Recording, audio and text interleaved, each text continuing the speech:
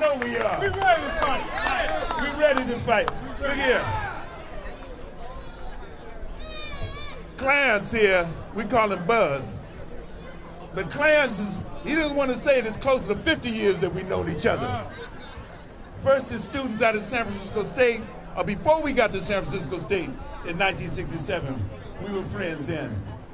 But I know Clarence has held the line. Clarence has been right there at the apex, whether it was the Occupy movement, or whether it's the issues that were happening with the ILWU. Clarence has always been there. He's always been in the public space. And it's people like Clarence and men and women who continue to be in that public place to understand that it's a long journey, that it's a long fight, that we may be at the moment where we get tired, but we know we got to continue to fight.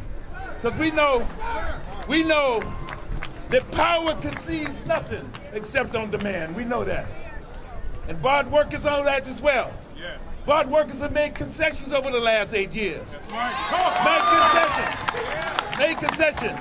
They were as valuable or more valuable to the system of running public transportation as they were 8 years ago. And yet they made concessions. They made concessions knowing that those concessions would put them behind the 8 ball. And see what they are saying, that we've made the concessions, but at the same time, BART has operated on surpluses. At the same time, we see what is happening as Buzz happening with public unions, with unions who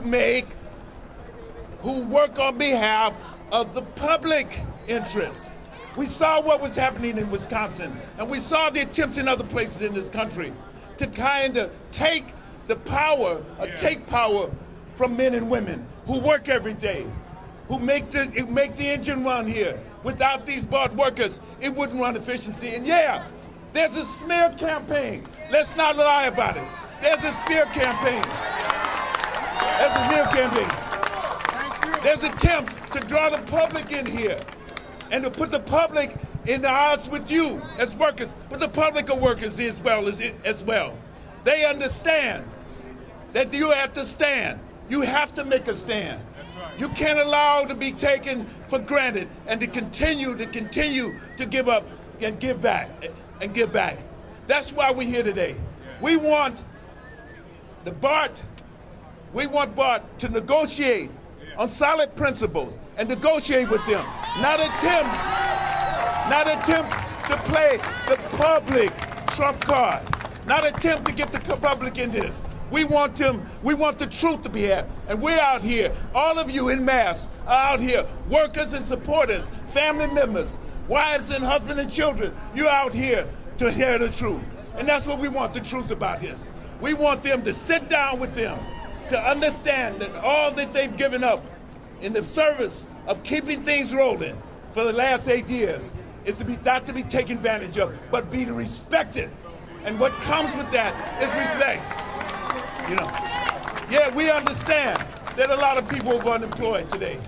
We understand that the economy is not as dynamic as it's supposed to be, or people pretend it is. We understand all that, but we understand that if we concede, that we will continue to concede. If we continue to step back, we will continue to step back. We have to stand up now. We have to make this stand. We make this work. We make this work. You make this work. You make life easier for us. You make life easier. You are my hero. You are my hero because you come and you do the work. You do the dirty work. You do the work and you're here. And I respect you for that. And you need to gain that respect and maintain that respect. I'm here solely because of you. Not to take pictures, not to do anything, but solely because of you. Because I think we had a critical moment. We're at a critical moment in this country with respect to workers. I don't care if they're auto workers. I don't care if they're unemployed workers. I don't care if they're service industry workers. I don't care if they're fast food workers who are out on strike, who are making their demands right. We had a critical moment, we had a critical moment. A lot has been given back to those who don't deserve to have it given back to them during this fallout.